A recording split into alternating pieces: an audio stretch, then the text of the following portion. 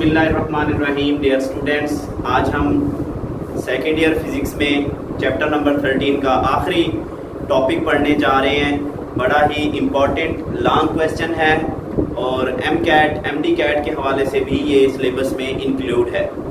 Topic का नाम है पोटेंशियोमीटर। अब ये पोटेंशियोमीटर क्या है स्टूडेंट्स, इसकी डेफिनेशन देखते हैं बाद में।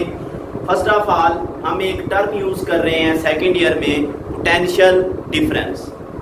अब स्टूडेंट, पोटेंशियल डिफरेंस आपको भी पता है कि किसी भी कंडक्टर के दो सिरों के अक्रॉस जो पोटेंशियल का डिफरेंस है, फॉर एग्जांपल इस सिरे पे 100 है और इस सिरे पे 50 है, तो वो जो डिफरेंस है पोटेंशियल का, उसी को हम पोटेंशियल डिफरेंस का नाम देते हैं।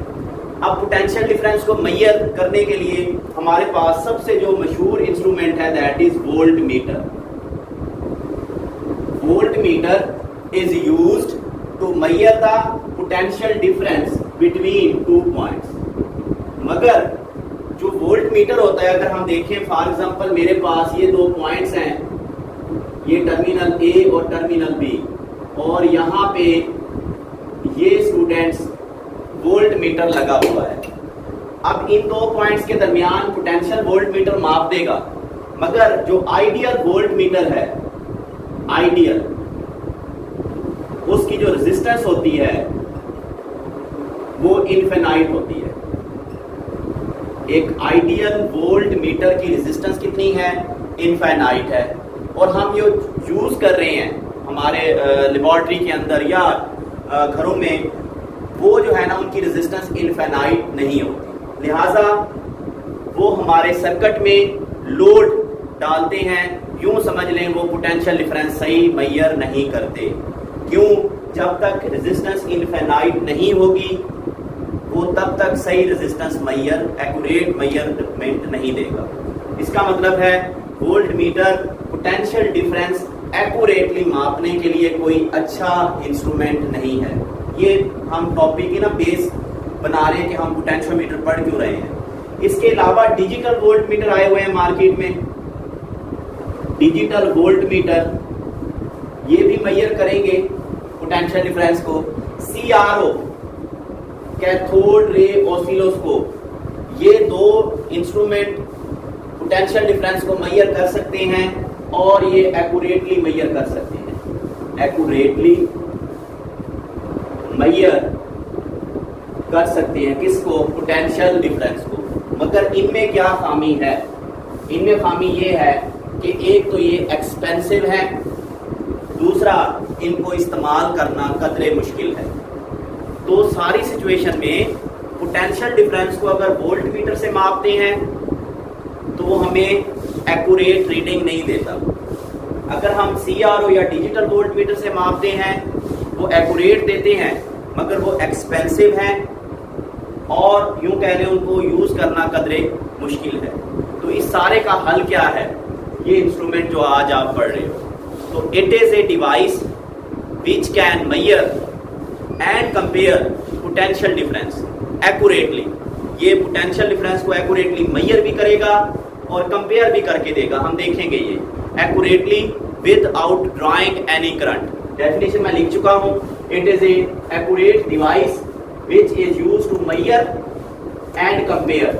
ये मेजर भी करेगा और कंपेयर भी करेगा। क्या चीज? Potential difference without drawing any current from the circuit. इस लाइन का क्या मतलब है? Without drawing any current means to say इसमें हम कोई नल कंडीशन लेके आएंगे। जैसे व्हीटस्टोन ब्रिज में बैलेंस कंडीशन थी, वैसे ही कोई नल कंडीशन आएगी और ये वहां पे हम इसको अप्लाई करेंगे। अगर हम देखें पोटेंशियोमीटर को यूज कहाँ कहाँ पे किया जा सकता है, तो पोटेंशियल डिवाइडर के तौर पर इसको हम इस्तेमाल करेंगे, जैसे कि रियोस्टेट में हमने पढ़ा था। इसके अलावा इसकी मदद से हम अननोन EMF, आपको एक सेल दे दिया जाता है, ये सेल है। अब इस सेल का EMF कितना है वो हम इस इंस्ट्रूमेंट की मदद से मेजर कर सकते हैं। इसके अलावा to compare the EMF, student आपको दो सेल थमा दिए जाते हैं। अब इस सेल का EMF ज्यादा है या इसका ज्यादा है, तो ये हमें पोटेंशियोमीटर कंपेयर करके देगा कि किसका EMF ज्यादा है। ये भी हम पढ़ेंगे अपने सिलेबस में। इसके अलावा to find the internal resistance of cell. अब एक सेल की इंटरनल रेजिस्टेंस कितनी है, रियोस्टेट की मदद से हम वो भी मेजर कर सकते हैं। इसके बाद देखें इसका प्रिंसिपल, तो रियोस्टेट का जो वर्किंग प्रिंसिपल है वो इतना सा है कि potential difference between 2 points is directly proportional to length. यानी जिस तरह हम पढ़ते हैं कि जितनी ज्यादा लेंथ होगी वायर की उतनी ज्यादा रेजिस्टेंस होगी, बिल्कुल वैसे ही जितनी ज्यादा आप लेंथ बढ़ाते जाओगे, यूं समझ लो वायर की लेंथ बढ़ाते जाओगे, पोटेंशियल डिफरेंस उसके क्या है, डायरेक्टली प्रोपोर्शनल है। अगर इसकी कंस्ट्रक्शन देखें तो सिंपल, ये एक वायर होती है जिसकी लेंथ है L और इसके ऊपर एक स्लाइडिंग कॉन्टैक्ट लगा होता है जिसको हम लेफ्ट भी मूव करवा सकते हैं और राइट साइड पे भी मूव करवा सकते हैं। तो it consist of construction, it consist of wire of length से L, कैपिटल L इसकी लेंथ है, and a sliding contact, sliding contact, एक स्लाइडिंग कॉन्टैक्ट है जिसका नाम हमने रखा हुआ है C, which can slide on the wire, which can slide, ये स्लाइड कर सकता है ऑन द वायर। ये बिल्कुल जैसे रियोस्टेट में था, रियोस्टेट में जो स्लाइडिंग कॉन्टैक्ट था जैसे वो स्लाइड करता था, बिल्कुल वैसे ही है। अब हमने इसके जो 3 यूजेस हैं वो पढ़ने हैं। सबसे पहले हम पढ़ेंगे पोटेंशियल डिवाइडर कि एक पोटेंशियोमीटर पोटेंशियल डिवाइडर के तौर पर कैसे काम करता है। देखिए स्टूडेंट, हमारे पास ये पोटेंशियोमीटर की वायर है जिसकी रेजिस्टेंस क्या है, R, कैपिटल R, यानी A से लेकर B तक रेजिस्टेंस क्या है, R, और यहाँ पे ये स्लाइडिंग कॉन्टैक्ट है। अगर मैं इसको इस तरफ लेके आऊंगा तो ये लेंथ में इजाफा होगा, ये देखिए, और ये रेजिस्टेंस, ये वाली जो रेजिस्टेंस है स्मॉल r, ये इंक्रीज होगी। अगर मैं इसको A की तरफ लेके जाऊंगा तो ज़ाहिर है ये फासला कम होता जाएगा, जब लेंथ कम होती जाएगी रेजिस्टेंस भी कम होती जाएगी। तो पोटेंशियल डिवाइडर में कंसीडर द सर्किट आपको शो करवा दिया गया है। इस A से B तक, इसको छोड़ दें, समझे ये अभी नहीं लगा हुआ, ये A से B तक जो करंट फ्लो कर रहा है, करंट फ्लोइंग जो फ्लो कर रहा है between A B terminal, A से B के दरमियान, वो बहने वाला जो करंट है, मान लें स्टूडेंट्स वो I है, और हम जानते हैं ओहम लॉ से I is equal to V over R। यहाँ पे चूंकि पोटेंशियल डिफरेंस की जगह EMF लिखा हुआ है, तो ओहम लॉ के मुताबिक I is equal to V over R की जगह E ओवर R लिखा जाएगा। अब ठीक है, ये तो वो करंट है जो यहाँ से इस सर्किट के अंदर से गुजर रहा है। अब हमने यहाँ पे स्लाइडिंग कॉन्टैक्ट लगाया हुआ है, ये स्लाइडिंग कॉन्टैक्ट C और ये टर्मिनल A, इन दोनों के दरमियान जो पोटेंशियल है ज़ाहिर है वो माना जाएगा VAC, यानी ये वाला जो पोटेंशियल है वोल्ट मीटर की रीडिंग बताएगी VAC। तो मैं यहाँ पे लिख सकता हूँ potential difference between A and C, terminal A and C के दरमियान जो पोटेंशियल है उस पोटेंशियल को कहेंगे V, और ये A और ये C। ओहम लॉ के मुताबिक V किसके बराबर होता है, IR, तो V is equal to IR। Student यहाँ पे मैंने स्मॉल r क्यों लिखा है, रीजन इज दैट A और C के दरमियान ये वाली रेजिस्टेंस क्या है, स्मॉल r, और A और B के दरमियान रेजिस्टेंस क्या है, कैपिटल R। अब यूं करते हैं, ये वाली इक्वेशन A और ये वाली इक्वेशन B, यहाँ से I की वैल्यू यहाँ पे पुट करते हैं। तो put the value of I, put the value of I कहते हैं करंट को, किस इक्वेशन से, from equation A, from equation A you will get VAC, V potential AC equals वैसे तो था आई आर, अब आई की जगह आ जाएगा E over R into small R, ये वाला स्मॉल आर ये वैसे ही है। अब मैं इसको यूं भी लिख सकता हूं V A C is equal to R over R into E. ये हमारे पास एक इक्वेशन है जैसे रियोस्टेट में आई थी, और इस इक्वेशन को हम पोटेंशियल डिवाइडर कह सकते हैं। पोटेंशियल डिवाइडर आपको बताया था ऐसा सर्किट है जो दिए गए पोटेंशियल को उसी दो हिस्सों में तकसीम कर देगा और आप अपनी मतलूबा वैल्यू का पोटेंशियल उससे हासिल कर सकते हैं। जैसे कि आपके पास 200 वोल्ट का पोटेंशियल है और आपको दरकार सिर्फ 10 वोल्ट है, तो ये पोटेंशियल डिवाइडर ऐसा सर्किट है जो 200 वोल्ट के अंदर से आपको 10 वोल्ट्स जो है ना सेपरेट करके दे सकता है। तो ये सर्किट है, ये इसकी जो है ना इक्वेशन है और ये इसका सर्किट है। अब स्टूडेंट अगर हम इस सी स्लाइडिंग कॉन्टैक्ट को पीछे की जानब लेके आएंगे, ये पीछे की जानब, तो लेंथ कम होगी, लेंथ कम होगी तो आर कम होगा, आर ये वाला कम होगा तो यहाँ पे पोटेंशियल भी क्या होगा, कम होगा। अगर यहाँ पे लेंथ 0 हो जाए तो आर 0 हो जाएगा और पोटेंशियल डिफरेंस भी क्या आएगा, 0 आ जाएगा। अगर हम इसको यहाँ पे मैक्सिमम पे ले आए तो ये जो स्मॉल आर है ये कैपिटल आर के बराबर हो जाएगा, तो कैपिटल आर से कैंसल, तो पोटेंशियल ए सी किसके बराबर होगा, ई के। So I can write here that this equation shows that जो पोटेंशियल है, कौन सा पोटेंशियल, ए और सी के दरमियान, कैन बी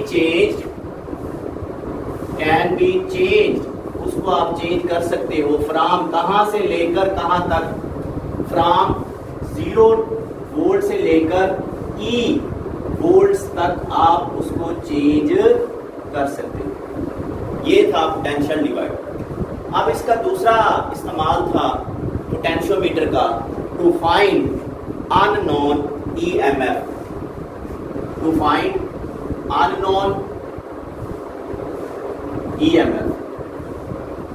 वही बात कि हमें ये एक सेल थमा दिया गया, बैटरी थमा दी गई कि इसका ईएमएफ मालूम करें। कैसे मालूम करेंगे, ये उसका सर्किट है। ये हमारे पास जो अननोन ईएमएफ की बैटरी है ये मैंने यहाँ पे लगानी है, कहाँ पे, बिटवीन गैल्वानोमीटर एंड टर्मिनल ए।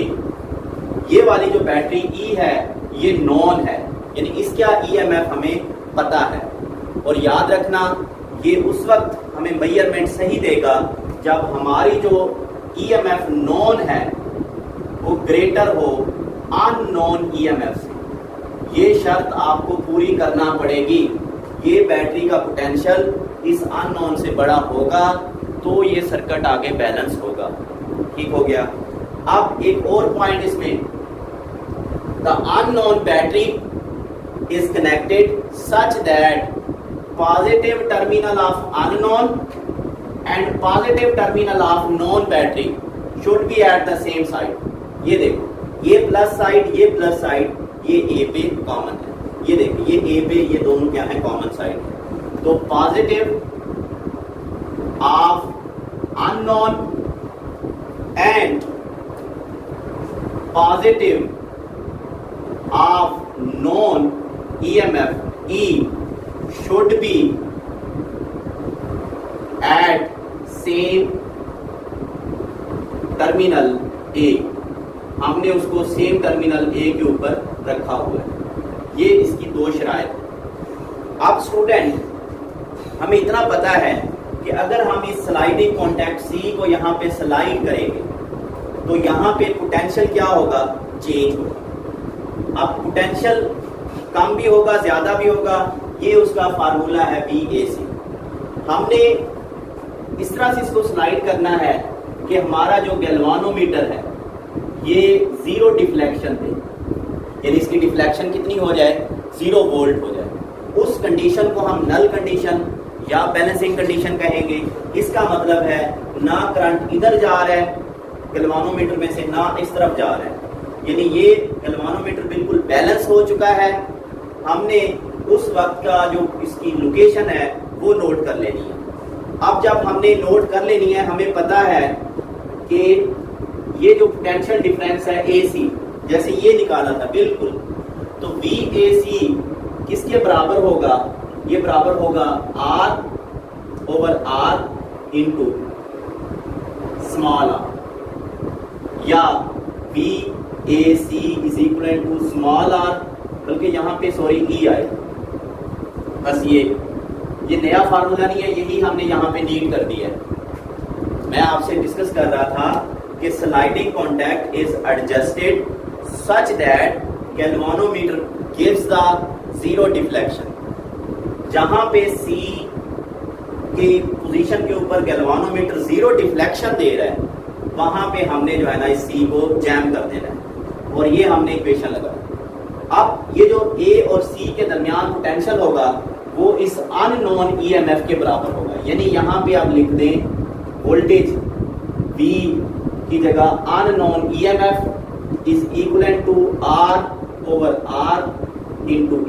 ये हमारे पास कोई भी इक्वेशन C है। अगर कहीं से हमें R की वैल्यू मिल जाए और ये कैपिटल R ये वैल्यू मिल जाए, ये बैटरी का EMF तो नोन होता है, पता होता है हमें, तो ये तीन कीमतें दर्ज करके हम ये अननोन बैटरी जो हमें सेल दिया गया था जिसका EMF मालूम करना है वो मालूम कर सकते हैं। अब हमारे लिए ये मसला ये है कि ये R कैसे कैलकुलेट करें। एज वी नो दैट, मैंने शुरू में भी बताया है कि जो रेजिस्टेंस ऑफ वायर है R वो डायरेक्टली प्रोपोर्शनल है लेंथ के। जितनी ज्यादा लेंथ उतनी ज्यादा रेजिस्टेंस। आल्सो जो कैपिटल R रेजिस्टेंस है ये वाली, ये डायरेक्टली प्रोपोर्शनल है कैपिटल लेंथ L के। सिंपल कॉमन सी बात है।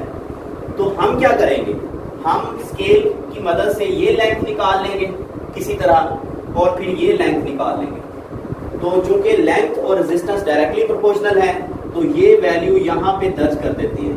तो मेरे पास, बल्कि यहाँ पे दर्ज करें, अननोन EMF का जो फार्मूला बनता है EX is equal to R ना लिखें, उसकी जगह L लिख दें, ओवर कैपिटल R की जगह कैपिटल L इंटू E। ये फार्मूला पुट करें, आपके पास अननोन EMF का रिजल्ट मिलेगा। अब L कैलकुलेट हो सकता है, लंबाई है, ये लंबाई भी हम मालूम कर सकते हैं। बाकी रहा ये नॉन है बैटरी, ये वाली कीमत यहाँ दर्ज करें तो आप मालूम कर लेंगे। हमारे पास नेक्स्ट स्टूडेंट आ जाता है कि how we can use a potentiometer, how we can use a potentiometer to compare the cell, to compare the EMF। EMF को कंपेयर कैसे करेंगे, कंपैरिजन कैसे करेंगे? देखें, दो सेल हैं, एक यहाँ पे लगा हुआ है फॉर एग्जांपल और दूसरा यहाँ पे लगा हुआ है।